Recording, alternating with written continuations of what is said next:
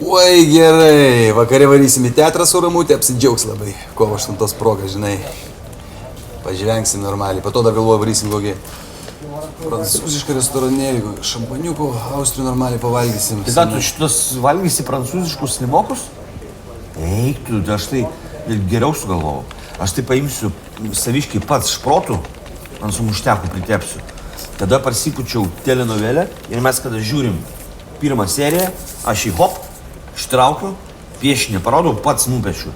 Žiauriai nuoširdu, čia vat širdis, jinai mano širdį. Tai kam tas garbanotas plaukus jai nupešiai, jas gytėsis plaukai? Nu, čia, tipo, kad kartais galėtų pasigarbanot, nes man gražu. Tai va. Tai kam tu persmėgiai ją?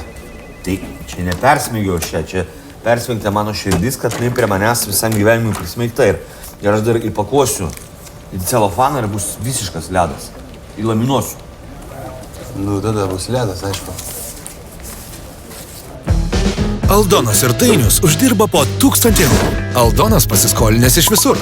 Dainius pasiskolinęs tokią pačią sumą iš taupkasės 8600 eurų. Aldonas kas mėnesį gražina po 399 eurus. Dainius 169 eurus. Nebūk Aldonas. Perkelk savo turimą paskolą į taupkasę ir mokėk ženkliai mažiau. Taupkasė. Pigiausio refinansavimo garantas.